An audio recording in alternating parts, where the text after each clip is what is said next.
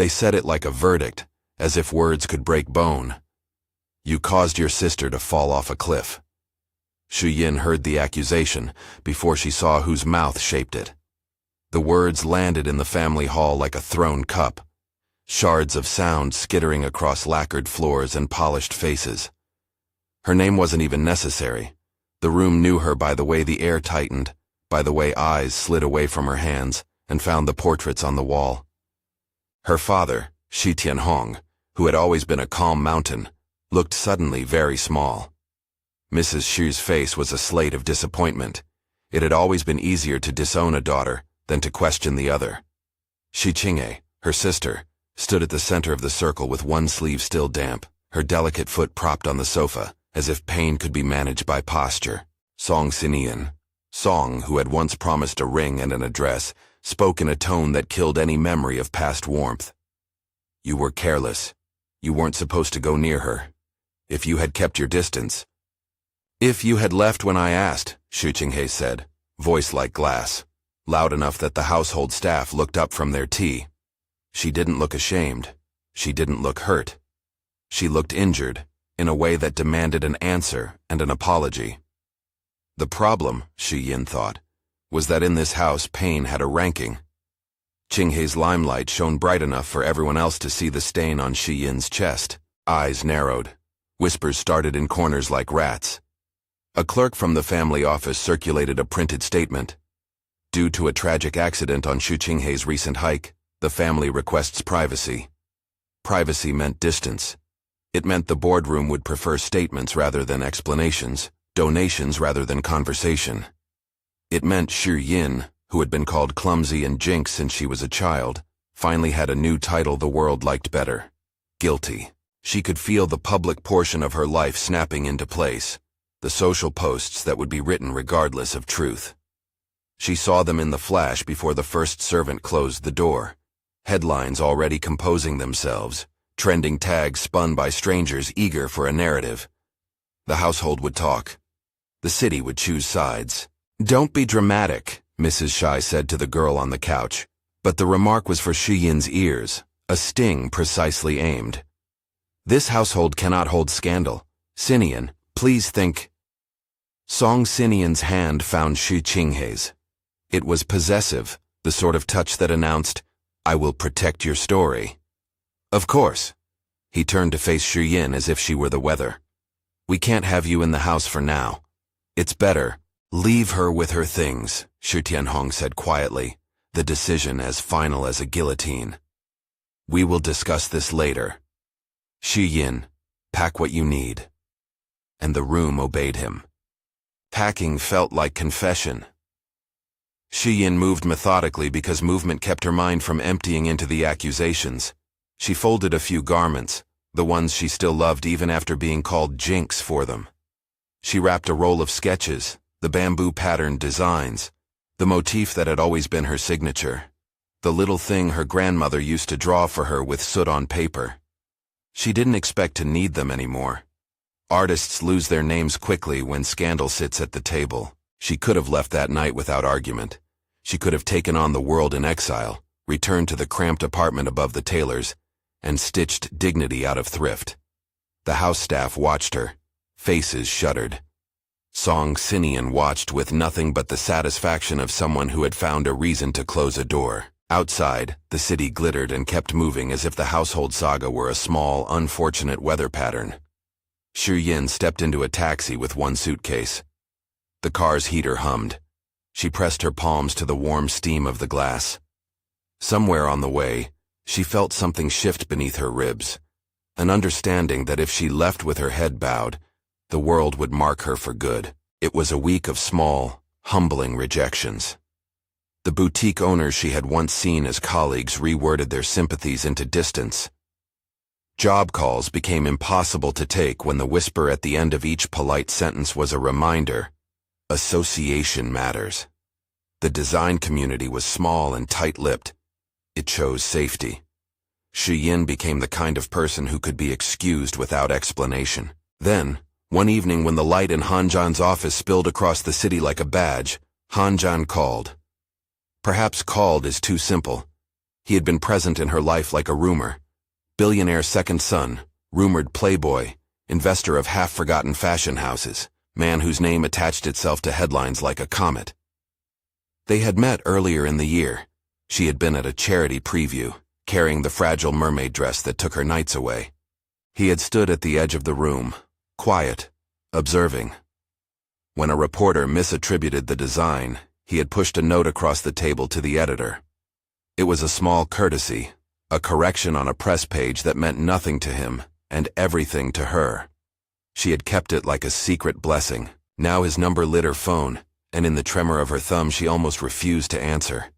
He asked for one meeting. He apologized for the timing that wasn't a real apology. "Come to my place," he said. "Dinner. No press. No pity." He did not offer pity. He offered the opposite. A straightforward proposal, not with romance in it, but with consequence. "Marry me," he said, as if reading a sentence from an instruction manual. He had the kind of voice that made long things sound short. "Register. Legal. You will have protection until this clears." Her first reaction was outrage. How dare he, followed quickly by a rush, the kind that opens the chest and brings a strange, sharp clarity. Protection, mobility, a return to safety.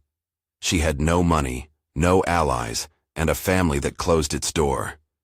A name tied to a billionaire could buy the time and space her innocence needed to take root again. They went to the registry office the next morning. Registry offices smell like bureaucracy and lipstick, flat, dangerous. The clerk took their documents and slid them across the counter like offerings. Hanjan's hand on the paper was calm. He signed in a hand she would learn to read, decisive, economical. The official asked the question born of ritual. She said yes because yes preserved more than the sound of a future. When the ink dried, Hanjan fumbled with a small black box that had been sitting in the pocket of his coat. It was not ostentatious, a neat little band with a slender diamond, and he placed it on her finger with an ease that made the ring feel less like jewelry and more like a promise written in the air.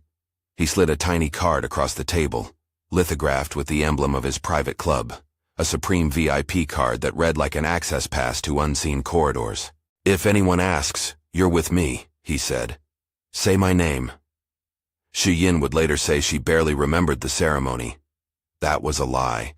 She remembered the way the ring pinched, the odd comfort of the weight, the way Hanjan's sleeve brushed her knuckles as he corrected the clerk's name.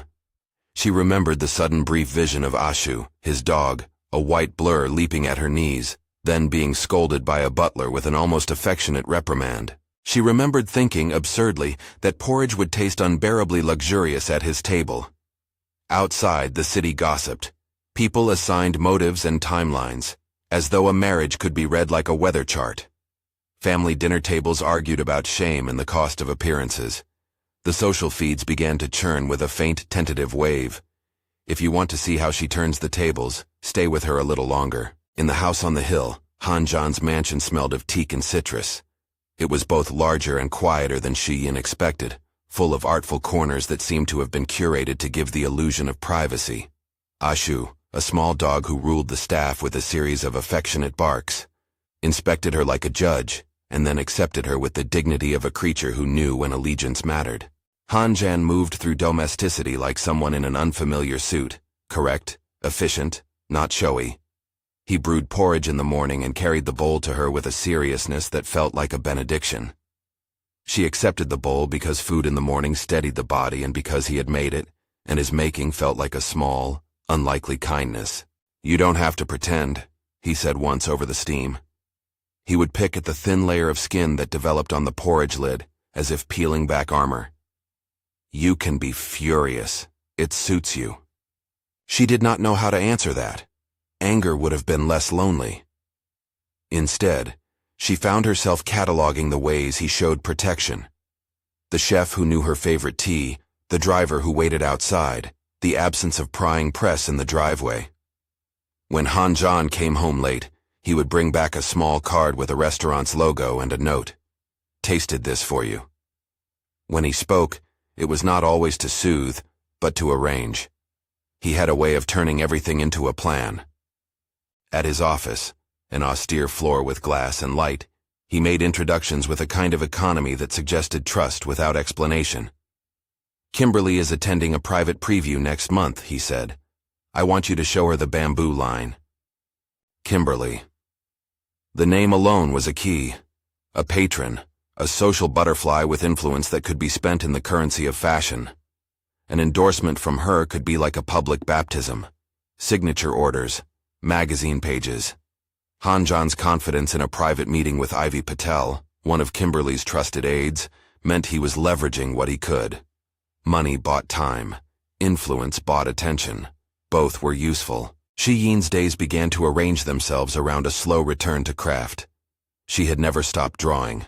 Confinement had made that impossible. At Hanjan's atelier, with sunlight in long planes and a table large enough for her sketches to breathe, she began to draw again. The bamboo motif came back like a prayer. She found a rhythm in paper and charcoal. The designs felt like statements rather than pleas.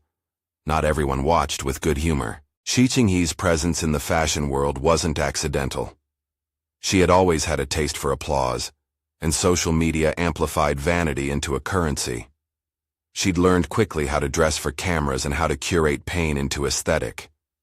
When she began wearing dresses that bore an uncanny resemblance to Shi Yin's sketches, the wrongness was amplified by narrative. The family watched those images and said nothing. Mrs. Shi, who had ensured her daughter's light, tutored her tongue. It was Meng Shi, a ghost in the margins of the atelier world, who found Shi Yin by accident. Meng Shi's apartment smelled of disinfectant and rice. There was a light bulb dangling from a single wire and a pile of sketchbooks fanned like playing cards. Her hands trembled when she talked because she had been sick and because debt had the patient tremor of a chronic wound. Her designs had once been bright and sharp, but illness and obligation had closed doors. She said haltingly, "They used my sketches last season. Someone, said they found them in a cleared folder." Shi Yin looked at the thin woman and thought immediately. Proof could be stitched together, like a seam. Meng Shi remembered leaving a folder at the client bureau after a meeting.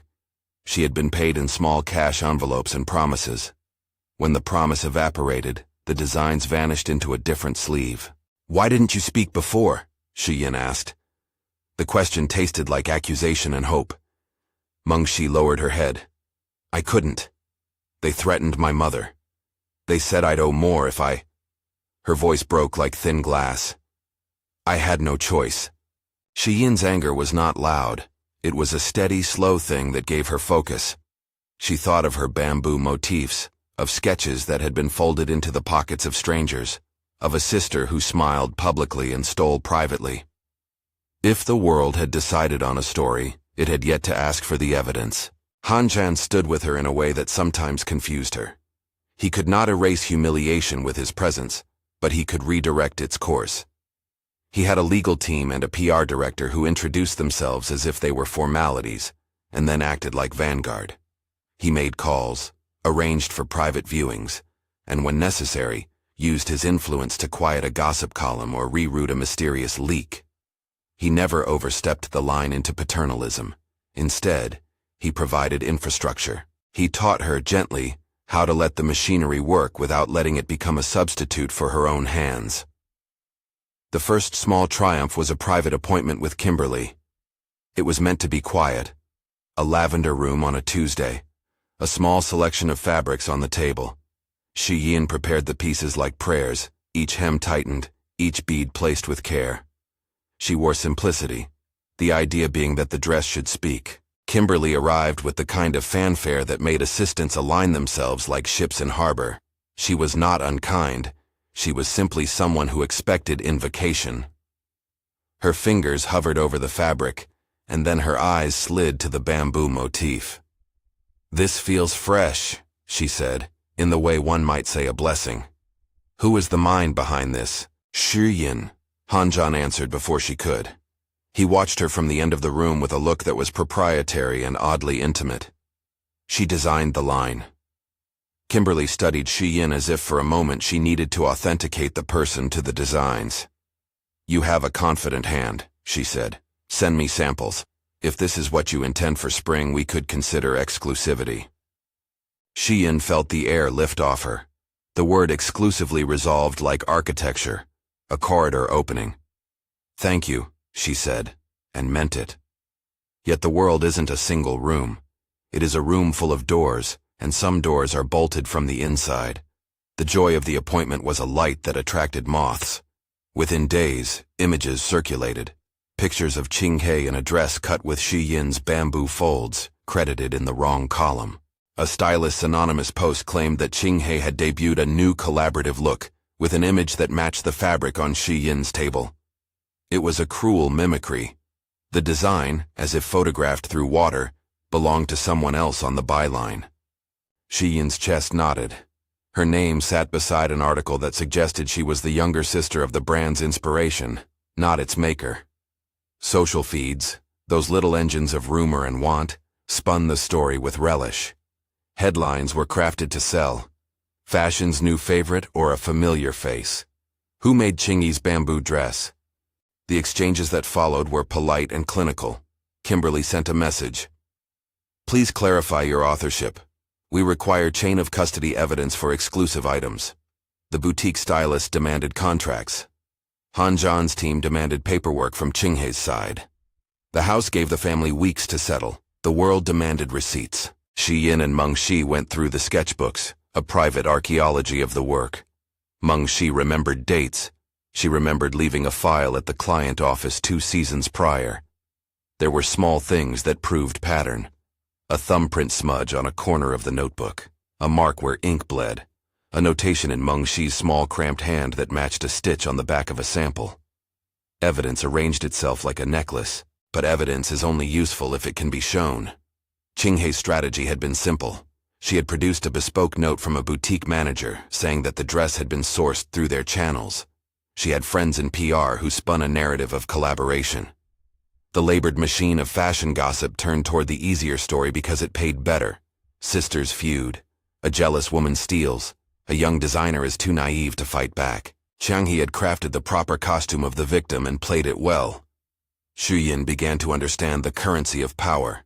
She had a ring on her finger and a card in her wallet that claimed access, but public opinion moved in ways that money could not always buy. People wanted drama and photographs. They wanted to see a correction made publicly. Quiet private meetings didn't translate into headlines. The designs in her hands remained evidence only if someone else could amplify them into loudness. That loudness arrived, not in print, but in a way that was quieter and worse. A leak of photographs to a popular blog of the family house. An image of Shi Yin in a private moment, labeled with a cruel caption.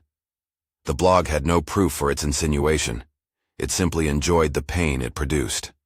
Shi Yin watched comments scroll by, swords made of typing fingers, each one a small bruise. "She deserves it," someone wrote. "Karma." Fireworks in the sky for a scandal that didn't belong to them. Han Zhan began to move like water under pressure. He called in favors, an ally in a boutique who once owed him more than money. A photographer who had been in a similar position and now offered to expose a trail of dates and timestamps.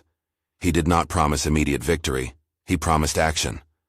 He placed an invitation to another private show, arranged on a yacht with a small guest list, where Kimberly would be present. The event was polite theater, a night, he said, to showcase the real work and to allow art to speak free of gossip. Fireworks would mark the end, he joked, because the city liked finales. Shi Yin was grateful for the show but nervous for the stage. Publicity lit like a double-edged sword. Clear the fog, but expose you to a new light. At night, when the mansion was quiet and Ashu slept at the foot of the bed, she drew and redrew a seam. Han Zhan would watch in a way that sometimes felt intrusive and sometimes tender. One evening, when the city's lights were a distant smear, he sat on the bed's edge and said something that made her look at him with a particular attention. "I am not your rescuer," he said. "Nor are you mine. We made a contract for safety, but I'm not indifferent to you either. If you want me to step forward publicly, I'll do it. If you want to go alone, I'll step back. Choose." Choice, she realized, was the heart of agency. She thought of her grandmother's soot drawings on kitchen walls and felt a small fury. "I don't want to be a shield," she told him. "I want to be the maker of what I make. But I'll accept a hand until I can stand." He nodded. Good answer. Small kindnesses threaded the days. Hanjan left a small card by her shoes with a single line in it. Ashu likes your handwriting. At the foot of the note, a tiny bamboo-stamped motif winked as if to remind her that private marks could be signatures too. The yacht evening glittered with included names and the soft consolation of wealthy muttered praise. The deck smelled of salt and perfume. Waiters carried silver platters like offering trays. Designers and stylists circled one another, an invisible dance of favor. The mermaid dress lay under a cloth, waiting for the reveal. Guests sipped champagne between polite comments. Photographers hovered, ready to translate the scene into tomorrow's talking points. Before the reveal, Shi Yin felt the old suspicion edge in. Qinghe, in a shimmering dress that was almost identical to a sketch she had once confided to a seamstress, smiled at her from across the deck. Social media feeds had already started warming up. There were posts with an undercurrent, a suggestion that the sisters' rivalry would be the night's main event. Play nice, Hanjan murmured, placing one steady hand on her back. You can let the work do the talking. Her palm tightened around the dress's hem. Behind the polite chatter, a little drama bubbled. A stylist's email left unanswered, a set of lights taken down for technical reasons, a crew member's absence noted in a way that made her thoughts snake into suspicion. She had learned not to leap to conspiracy, but she had also learned to look at patterns. When the time came, the cloth was pulled, and the crowd leaned. Cameras clicked, and for a second the world paused. Then, something misfired. The music that should have swelled went thin. The lights hit the empty podium. Someone had moved the stage props. The designer meant to open the show was not in position. The photographer made a small, annoyed sound. A murmur of confusion spread like a stain. Shi Yin stepped forward then, a scandal made beautiful. She smiled with the kind of composed sorrow that demanded attention. I am so honored to present tonight's collaborative piece, she said to microphones already hungry for words. In the tight, precise run of her sentence was the theft of an attribution. Shi Yin felt the room tilt inside her ribs. Hanjan's hand closed into a fist, not around her but around the note card that said, Evidence. He moved, a shade too fast, and that motion was the only physical contact he made that night beyond a hand pressed to the small of her back. It could have been a disaster. Or it could have been something else, depending on how loud the truth could be made. The internet did what it does. It loved drama and lurid narratives. It published photos of Qinghe in a dress with bamboo folds. It published a small, quiet blog that had been on Hanjan's side for years. A single, clean post outlining a timeline and the dates of Meng Shi's original sketches. The article's stats climbed not in a straight line, but in a staccato. Attention, then a pause, then more attention. Quietly, like a seed finding moisture, public opinion began to do the math. At home, the family dinner after the night dissolved into arguments, threats, and the old familiar posture of trying to save appearances. PVT messages slid across screens like knives. Shi Tianhong's hand grew firmer when he called his lawyer. Mrs. Shi cried into a silk handkerchief and called for discretion, which was always the euphemism for, no, do not rock the boat. Qinghe was not a woman whose vanity could be easily tempered. She watched the tide turn with the irritation of someone whose favorite mirror showed a smudge. Her brother, Song Sinian, watched with more of the flicker of a man who had judged love like a commodity and then found it buggy. He had not needed to be cruel to Shi Yin. He had simply needed to pivot towards opportunity, and Qinghe had been a more flattering reflection of himself. As the little public storm brewed into a larger mess, a new pressure developed back at the company. Shareholders and boutique partners who cared less about justice and more about margins. The family office called meetings about stability. Investors whispered about risk. Hanjan sat in one such meeting with the kind of patience born from knowing that time could be purchased if one wanted it enough. When he left, he pressed a small card into Shi Yin's hands. I filed a preliminary claim, he said. We won't drag this through gossip. We'll do it properly. Shi Yin began to learn about properness. Properness meant lawyers who could produce timestamps, emails ordered like evidence, stylists who would testify. It meant someone like Kimberly, a social proofer, who could say in a quiet voice to a reporter that she had seen the drafts months ago. It meant people who respected the craft and the honest timeline. Slowly, painfully, the stitchwork of credibility formed. But the world, when it smelled weakness, was not patient. Qing's desperation grew. People who were accustomed to favor it in a household suddenly found that favor in short supply as her sister's name gained a foothold. She needed a real guarantee that her own crane of social ascent would not be toppled by the sudden, inconvenient rise of Shi Yin. The first act of desperation was a call to someone who arranged favors. Xu Qinghe did not commit crimes herself. She gave instructions to people who could do the ugly work without getting their hands filthy. Quietly, she began using the household's money, moving it through channels that would be deniable if anyone asked. She smiled in public and placed small weights in private. For Shi Yin, the days grew sharper. Small kindnesses from Han were anchoring. Each porridge, each card, each private appointment was a small island of normalcy. Yet at the atelier, her designs continued to be borrowed like leaves blown from a tree. The pattern of theft was a recurring ache, and each time she drew, it was as if she stitched a salve for a wound that refused to knit. Late one night, while the city's hum settled into predictable rhythms, Meng Shi came by with a sealed envelope and a face that had the look of someone carrying a field report. "I found emails," she whispered, "from one of Qinghe's stylists. She asked for drafts and promised a credit line. The message is dated before the house published her look." Shi Yin sat very still, and then felt something like a pulley pull tight inside her. This was proof, inch by precise inch. It was not vindication, and it was not yet salvation, but it was the scaffolding of a case. She wrapped the envelope carefully like a talisman. Hanjin watched these maneuvers with a quiet intensity. On the night they prepared a small lookbook for Kimberly, he stood in the doorway, hands in his pockets, the expression of a man who had learned the anatomy of scandal. "When you present," he said, "say the dates, say where the sketches were shown. Names stick to time." She listened. She said the dates. She named places. It felt mechanical and elemental at once. And while one part of the machine moved towards clarity, another was already setting a snare. Xu Qinghe, pressed to the wall by evidence and by the dwindling loyalty of her mother's friends, decided to act. The decision was not spontaneous. It had been the slow accumulation of frantic conversations and the idea that if she could manufacture a crisis, she could force everyone to choose stability over truth. If she could create a spectacle that made Shi Yin appear unstable, then the family could then be persuaded to back Qinghe as the safe harbor.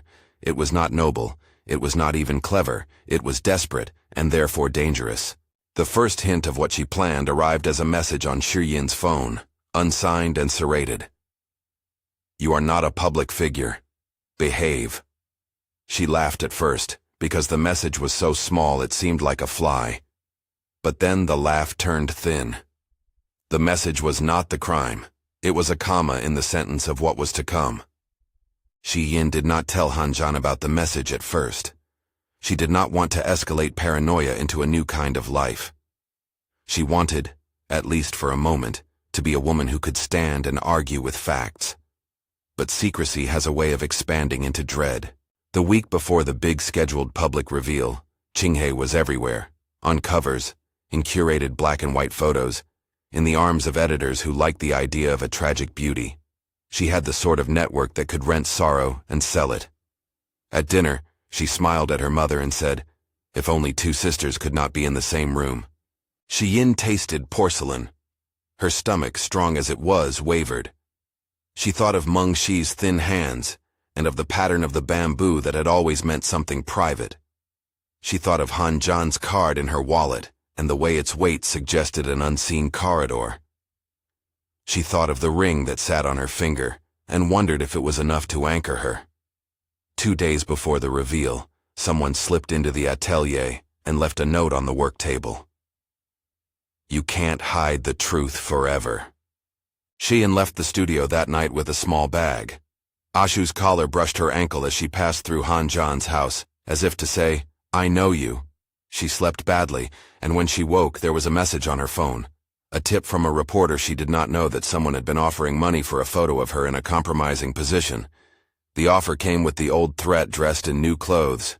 Sell your silence, or the door opens. She showed Han Zhan the message. He read it in a silence that had the slow certainty of heavy rain. We will go public with the proof, he said. Not anger. Proof. You do not have to entertain blackmail. She wanted to say yes and mean it, but the ache of being watched made her small.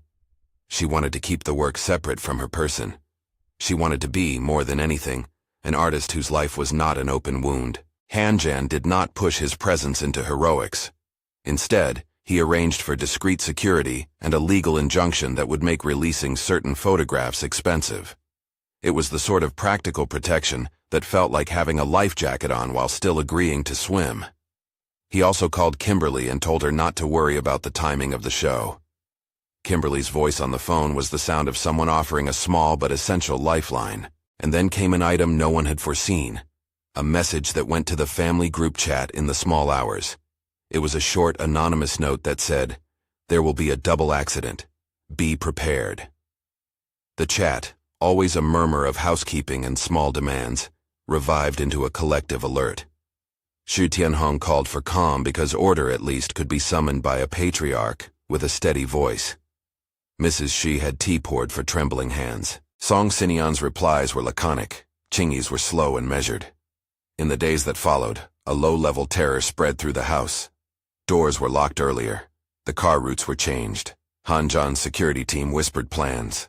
The city put out a short caution about online rumors. Police logged complaints and then moved through their own motions.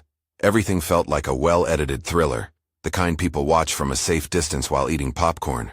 Shi Yin did not feel safe. She felt like a character in someone else's plot, and that lack of authorship was worse than any humiliation. She drew, and then tore up pages. She cleaned the house and counted the spoons.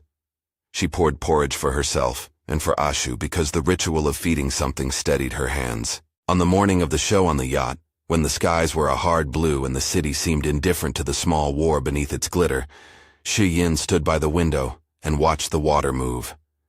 She thought of the cliff and Qinghe, and the way people sided with pain rather than truth. She touched the ring on her finger and found it warm, an anchor in metal. Then a call came, precise and jagged. The voice at the other end was not a friend. "They've taken both sisters. You have 2 hours." Shi Yin's breath hitched as if someone had pressed her chest. For a suspended moment the world narrowed to the line of that sentence. Both sisters, 2 hours. She did not know whether it was a stupid, cruel joke or a terror made true.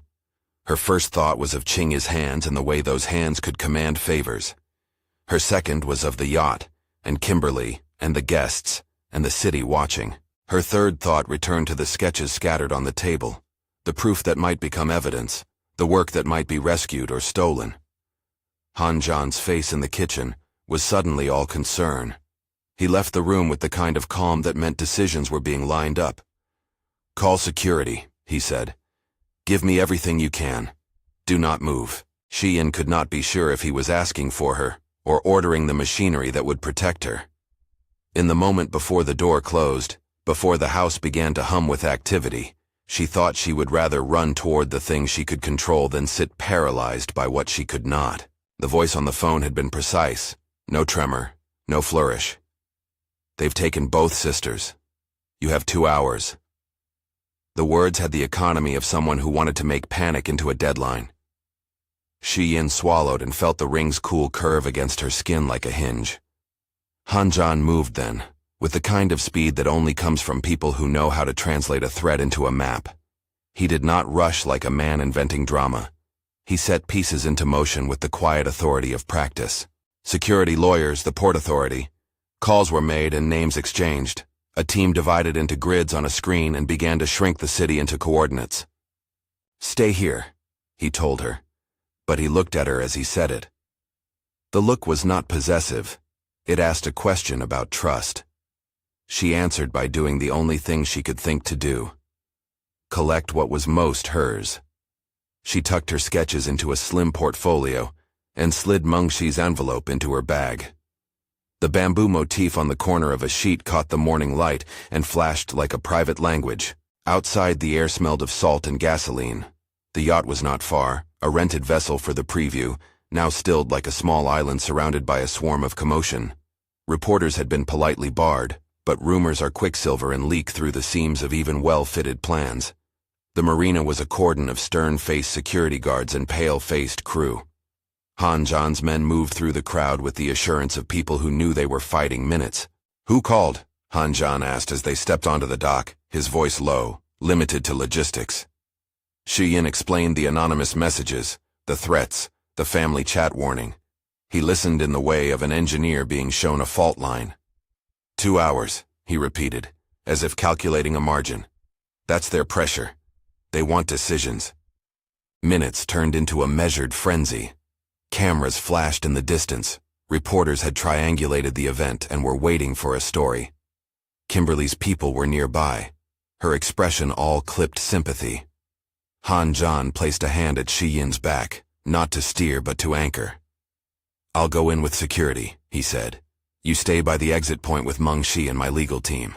If anything happens, do exactly what I've told you. Keep the evidence safe, and don't make assumptions." She nodded. The instruction was ridiculous in its clear practicality. There was something steadier in being given a specific role when the world felt like a cliff edge. She stayed, and the plan, thin as it was, began to take shape. The yacht's interior was a smear of perfume and confusion. Guests huddled in corners, phones out, voices low. A staff member gestured toward the upper deck where the show had been set. There, amid empty chairs and strewn shawls, were signs of a struggle that were troubling in their ordinariness. A knocked-over vase, a chair out of place. Someone had tried to make a scene look messy and natural. The captain, pale and shaking, described men boarding, quick and efficient, shouting only enough to be obeyed. They had no masks, he said. They were clean. They didn't touch the guests unless necessary. "Where are the sisters?" Han Zhan asked. The captain pointed with a hand that trembled. They took 2 into a launch, left immediately. Launch, port, coordinates. Han Zhan's team triangulated and found a fading trail, a chase through the coastal channels. The city looked different that day, a face of indifferent beauty as boats carved their way away from the harbor like frantic thoughts. Han Zhan's security flagged an incoming GPS ping on the captain's phone. Someone had left a tracker in the crew's bag, placed before the event. It was amateur of the kidnappers to allow any such device to remain. That carelessness became a lifeline. "You'll need to come with me," Han Zhan told the captain, to the crew, to the men in the jackets who had a way of looking like arguments made into people. He chose a small team, 2 former Marines who were part of his private security, 1 tech specialist who could override a tracker, and himself. He left another group to secure the yacht and comfort guests. "We go slow," he added in a tone that implied pace and patience were weapons. "We don't play hero, we play careful." Shi Yin watched them go, her chest a small engine of adrenaline. She had told herself she did not want a rescuer. She had not said she would not participate in the work of being rescued. Her first movement was to call Meng Shi over, to take the artist's hand in both of hers and steady the woman who had been trembling for months. "I need you to tell the police everything," Shi Yin said. "Every email, every call, dates, names. Do you trust me?" Meng Shi's laugh was thin. "I trust you more than anyone," she said, and the phrase landed like a small metallic coin. "But I'm terrified they'll come for my mother." "We'll put her in a safe place," Shi Yin promised. "You will not be alone." The legal team set up a small command post on the dock. Screens flashed maps and messages and timelines. Han Zhan's tech specialist worked a phone like a violinist, tracing signals, pinging possibilities, filtering false leads. The boat's coke-colored wake slowly narrowed into a small red dot on the screen as the launch cut through water toward a cluster of industrial piers. 2 hours, the tech said quietly. "They might be trying to time a transfer. If they get them onto the mainland, it becomes a different problem." "Then we cut the land routes," someone answered. The word "we" in that room was a combination of private power and public procedure. Han Zhan called a favor to the Port Authority. His relationship with certain officials was not a secret, but it wasn't swagger either. Names were used, alliances activated. The city's machinery, police, port authority, private security, suddenly began to line up. They followed the red dot into gray water and a corridor of concrete. The launch's wake faded. The tracker went silent for a span and then appeared again, as if in a breath. The line of coordinates ended at an old cargo pier, a place where cranes cast skeletal shadows at sunset, the kind of place villains would choose because shadows offered comfort. Han Zhan's men assembled on the pier like a small, efficient argument. The Marines moved with practiced silence, boots soft against oil-slicked boards. The tech specialist found an access gate with an old camera and looped its feed with a little trick that was more insistence than magic. They crept along bilges and boxes, the city's noise muting behind the cranes. The scene felt cinematic and yet intensely ordinary. A wine crate overturned, a fishing net snagged on an iron bar, a half-burned cigarette on a crate. Little details make truth, little details betray rehearsals. They found a storage shed with its door closed and a padlock blackened with rust.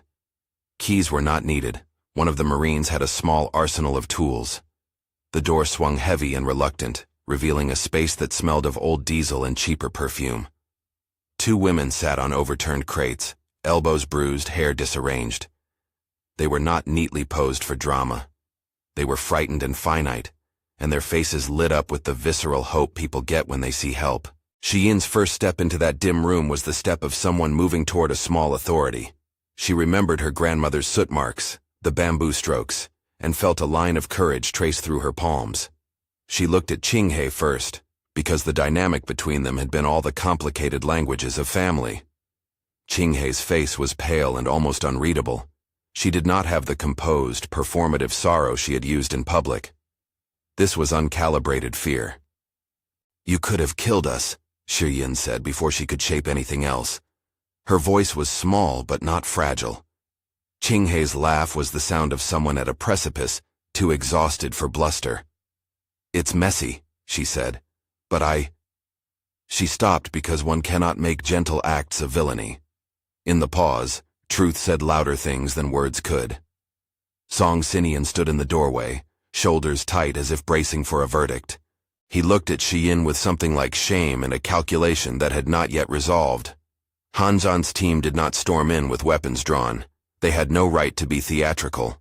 They applied the procedures that made rescues credible: identification, medical attention, calls to the police who had now arrived in numbers and with badges that made the place official.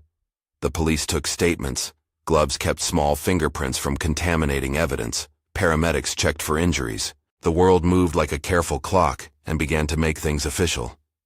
The question that burned in Shi Yin's chest, like hot metal, was less about the rescue and more about responsibility.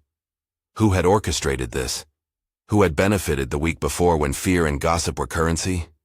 The answer would have to be constructed from receipts, from money trails, from the sort of administrative dirt that is the opposite of gossip. At the police station, a cluster of officers huddled with Han Zhan's legal team, sorting through a ledger of transfers that looked intentionally opaque. Money had been laundered through shell companies that led to a familiar name, a boutique PR firm known for making victims appear precisely as they wanted the world to think of them. The trail, when followed further, glinted toward a family account. The name at the top read, Shi Qinghe. Shi Yin's reaction was not the uproar she might have imagined. It was a slow, cold pressure behind the eyes. She had seen the desperation grow like a fungus in the days leading up to the kidnapping. She understood how entitlement could become a weapon when combined with the resources of a privileged life. Yet understanding did not make the betrayal any less sharp. Qinghe sat in the interview room and had to answer. The police had a way of making lies thin and brittle. When confronted with the ledger and a transcript of wire transfers, when asked about a string of messages between Qinghe and a known fixer, she started to break. Pride, which had been her shield in public, left her with a smaller set of options in a room lit by fluorescent truth. "I didn't plan this," she said at one point, voice soft and unsteady. She stopped because explanation has a hard time competing with records and receipts. "Who paid the men?" one detective asked, and the simplicity of the question undid her. Under the weight of documentation and surveillance, not heroic, just methodical, the story began to shift. Qingyi's network of favors and bought loyalties had been a house of cards. It had relied on people who expected to be paid. It had expected deniability. That deniability dissolved under the shine of evidence. Song Sinian's role was less dramatic. He had been the man who shifted his gaze when the wind changed. When the ledger showed small transfers from his account to a consultancy, the look on his face was not fury, but an ache of someone who had miscounted the cost of convenience. He answered questions with explanations that were not full confessions, but they were sufficient to leave his own pride in ruins. He had not been the hidden mastermind. He had been an accomplice to small accruing cowardices. He was left with public shame rather than criminal indictment. There is a difference made by how close one stands to the ledger. The legal fallout was not instantaneous, nor was it theatrical. Arrests were made for those who had taken payment to be hands and eyes, for the fixer who had arranged the launch. Qingyi herself faced charges that could reach into fraud and conspiracy. The chorus of gossip that had been so eager to condemn Shi Yin turned its attention to indictments and public court filings. The story of the house had split into multiple narratives, each with its own set of players. Meanwhile, at the edge of the courtroom drama and the police statements, Shi Yin began the quieter work of reclaiming authorship. Kimberly stood by her in a way that looked like a small public vocation. "Artists are not accessories," Kimberly told a reporter, the phrase sharp and precise. Fashion magazines printed timelines, not as gossip but as record, sketches dated, client meetings logged, timestamps attached. The internet's appetite for drama had shifted toward documentation because what had begun as rumor now had a truth heavy enough to make headlines that looked like apologies. The company board, which had been a quiet stage of whispers, was next. Shareholders who had sat politely in rooms while family drama played out suddenly found themselves confronted with a risk more material than a scandal. Stolen designs, reputational risk, and legal exposure. Han Zhan, who had been quietly assembling allies, called in a few favors. He was not a man of speeches. He used the language of balance sheets and potential loss. He argued that protecting Shi Yin, and therefore the brand she embodied, was not merely moral, it was economical. The chairman, Shi Tianhong, watched these proceedings like a man who was learning to be smaller. His initial instinct had been to preserve the family name no matter the cost. That instinct had included turning away from the daughter they called Jinx. The proof that arrived, emails, timestamps, a seems unique stitch that Meng Shi recalled and testified to, had a way of rendering paternal decisions inadequate. Confronted with a ledger that implicated both Qinghe and the family office in payments to operatives, Shi Tianhong felt the old mountain of his authority undercut. He had to answer to shareholders who were less inclined to romantic notions of dynasty and more interested in profit and governance. At a tense shareholders' meeting, with legal counsel present and press hints circling, a motion was proposed to temporarily transfer creative directorship to Shi Yin, pending a forensic audit of the design pipeline and a broader evaluation of corporate governance. It was a middle path that satisfied both the appetite for stability and the demand for justice. The motion passed by a narrow margin.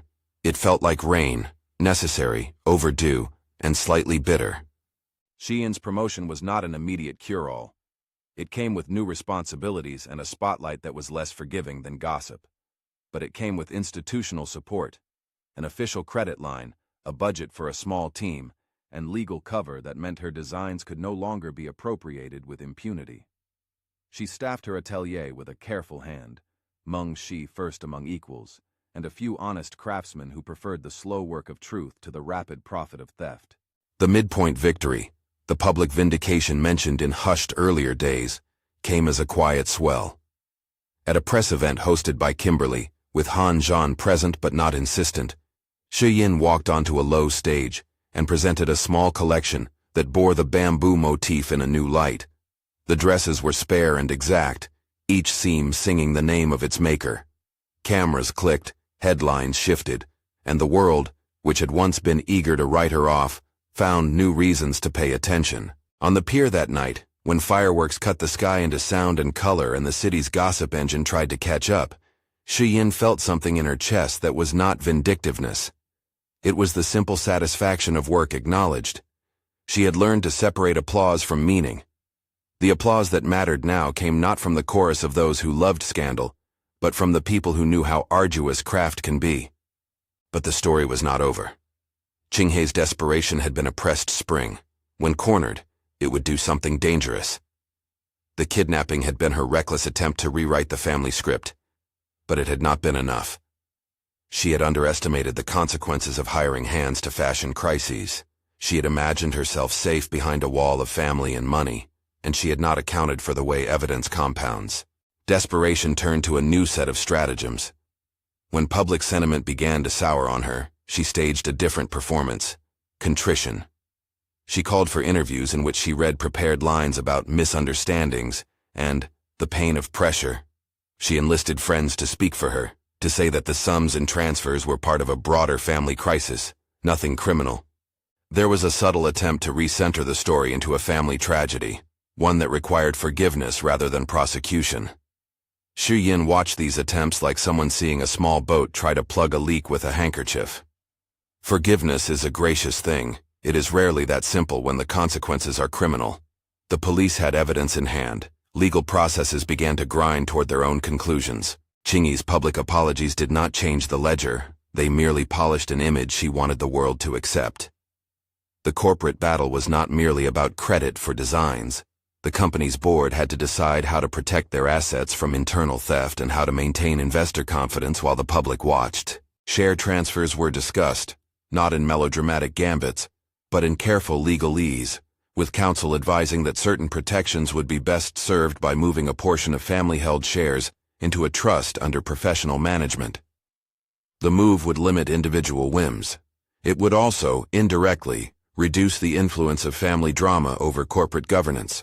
Shi Tianhong, confronted with the tangible consequences of these revelations, took perhaps the smallest step he could that still mattered. He publicly acknowledged mistakes. It was not a sweeping self-excoriation.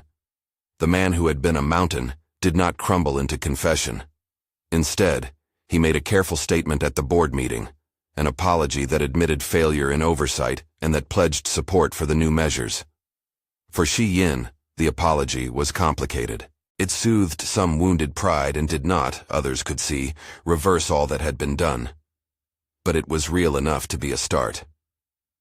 Qinghei's legal journey spiraled outward. The charges were serious enough to warrant public trial by shiny headlines. The narrative that had once served her became a net. The fixer who had organized the kidnapping, when confronted with the evidence that tied him to payments from accounts connected to Qinghei, struck a deal. He testified. Witnesses that had been paid small sums to be silent began to recount phone calls and arrangements. The court of law does not always operate on dramatic gestures, but the meticulous layering of ledger entries, timestamps, and witness statements is its music. When the state finally moved to press charges, the case against Qinghei was more solid than her public apologies. Song Xinian's fate was quieter. He did not face criminal charges beyond the transfer investigations, but his standing in society cracked. He lost magazine features and invitations. The people who had once found him charming now found him a cautionary tale.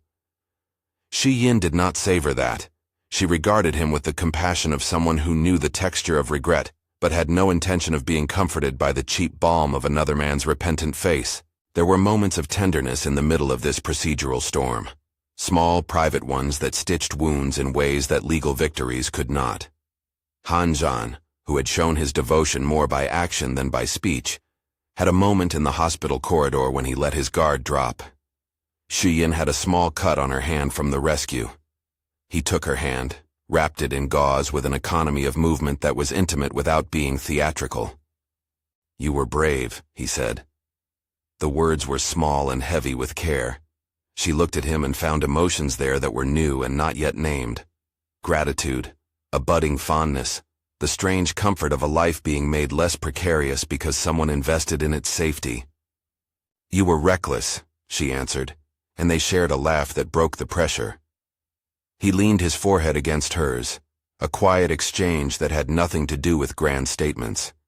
It was the authenticity of two people who had learned the language of each other's hands. The rescue and the ensuing legal battles were not cinematic in the way tabloids love. They were slow, with documents and testimony, and the kind of dull, patient work that the law requires. But for Shi Yin, the deeper work was occupational and personal, rebuilding the atelier, reasserting her authorship in contracts, making sure every sketch was documented, every meeting recorded. She enforced a discipline that came from learning the cost of not doing so. She instituted a rule. Each design had a clear chain of custody and at least 2 witnesses for key handoffs. It was workmanlike and ironclad. It felt like armor in denim and thread. Meng Shi's life changed too. Freed from the terror of repayable debts because evidence had led clients to treat her with renewed respect, she finally sought medical treatment in earnest. The apartment with the dangling light bulb was replaced by a small studio where her drawings could dry. Together, she and Shi Yin reconstructed their past work into a new line that carried a non-sentimental message. Truth survives when tended to with hands. The turning point at the boardroom, where shares and trust and reputation were fought over in jargon, mattered because it formalized a new reality. Han Zhan did not seek to seize control of the family company. He advocated for structural safeguards and for Shi Yin's power to be institutional rather than merely sentimental. That was the point. Her authority had to be more than a headline. It had to be coded into the company's governance so that future attempts at appropriation would meet the wall of regulation. The vote to approve adjustments and to create a new position that gave Shi Yin the creative authority she needed while establishing an independent oversight committee passed. It was a victory that tasted of practical things. Contracts, budgets, approved hires. It was not a coronation. The work was still there. The world is not fixed by pronouncements, but by labor. Chingy's trial was not swift, but it was thorough. Evidence that had once been a rumor became a methodical narrative of payments, calls, and hired hands. The press followed with the crude interest of a public waiting to see whether justice would be tidy or messy. In the end, the state levied charges that included conspiracy and fraud. There were no dramatic final confessions. There was the kind of accountability that looks like paperwork and court calendars. For Shi Yin, the most potent moment came not from seeing Qinghe led away, but from the way the courts finally read documents that bore her own signature and her own timestamps and accepted them as claims that mattered. Life after the trial had the constricted sweetness of people who have been through storms and now measure their days by smaller things. There were dinners at Han Zhan's mansion that did not smell of strategy, but of porridge and simple kindness. He had not become a man of florid declarations. He expressed care in steady small things, Ashu curling against Shi Yin's ankles at breakfast, a note left on a dressing table that said only, "Good luck," before an important meeting. The ring no longer felt like a band purchased to buy time. It was a sign of an unexpected partnership that had migrated from convenience to something resembling affection. Shi Yin found her voice in public forums in ways that were pragmatic rather than theatrical. She spoke about craft and about the industry needing better protections for creators. Kimberly arranged a panel discussion where designers and legal experts discussed copyrights and chain of custody. The conversation was dry at times and electrifying at others, but it had consequence. It changed how a handful of boutiques wrote contracts and how a distributor vetted design sources. The bamboo pattern that had been once mimicked in shame became a symbol of resilience. Photographs of garments with that motif circulated, not as theft, but as emblem, the sign of someone who had not been easily erased. Han Zhan's world shifted too. His name, once a tabloid punchline, resettled into the ledger of serious philanthropy and selective intervention. People began to see the practical side of his power. He could shift a newsroom's attention or open a door at a port. He used that power lightly but deliberately. When asked in an interview why he had stepped in for Shi Yin, his answer was simple: because she was being treated unfairly. The line was unfussy and therefore more convincing. There were still rough edges. Some family members never accepted the new order. Mrs. Shi retreated into social ritual, refusing to be photographed at public events. Song Sinian found a tentative work in a distant city, trading the glitter of gossip for the humbler light of a less public life. Shi Tianhong, chastened but not destroyed, attended board meetings and listened more than he spoke. The family did not mend like a repaired vase. It rearranged. The final chapter in some ways was modest. The company celebrated a quarter of surprising growth. Shi Yin's line, grounded in truth and thread, sold steadily.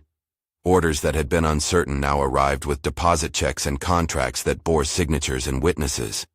The bamboo motif featured in a small capsule collection that told its origin story not as revenge, but as resilience. The collection launched quietly at a mid-autumn themed event, a night that invited guests to remember tradition and renewal. Mid-autumn is a festival of light and reunion. The family photographs of prior years had been staged spectacles, smiles that were curated.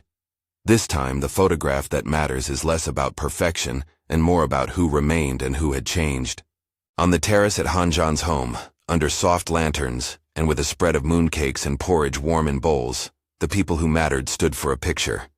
Ashu, restless but obedient, sat between Hanjan and Shi Yin. Mengxi was there with a new sketchbook under her arm. Kimberly stood at the periphery, an ally who had become a friend. Xu Tianhong, smaller in stance and softer in his face, stood with hands folded. Mrs. Shai was not present. She declined what she called a complicated evening. Shi Qinghe was certainly absent. Legal proceedings meant she was not part of this reunion. The camera clicked, not to catch a perfect smile, but to record a moment of genuine ordinariness. A bowl of porridge, two hands touching on a lap, a ring glinting in moonlight. Hanjan reached for Shi Yin's hand, as if the gesture required no drama. She let him. In that clasp there was an exchange both public and private, the public acknowledgement of partnership and the private acceptance of affection that had grown slowly like a vine. "Say cheese," someone called, and everyone laughed. The photograph would later be published with a small caption about renewal rather than scandal. It would become a popular image not because it was flawless, but because it showed people who had been through trouble choosing the steady work of hospitality and care. The legal aftermath continued in its patient ways. Hearings, restitution, and the kind of bureaucratic closure that ensures scandals do not endlessly metastasize. Some restitution went to those wronged. Some contracts were rewritten to ensure clearer protection for designers. Shi Yin's name appeared, not as a footnote, but as a heading on fashion pages that wrote about craft and ethics. The bamboo motif had been reclaimed, so had her public identity. In private, Shi Yin and Hanjan had conversations that were both small and capacious. He did not pressure her for gratitude. She did not demand apologies from the people who had hurt her. They talked instead about quieter futures, a small foundation to support young designers in proving authorship, a plan to build an archive of sketches with legally robust timestamps, a modest scholarship in Mengxi's name. Love in their life was not a climactic confession.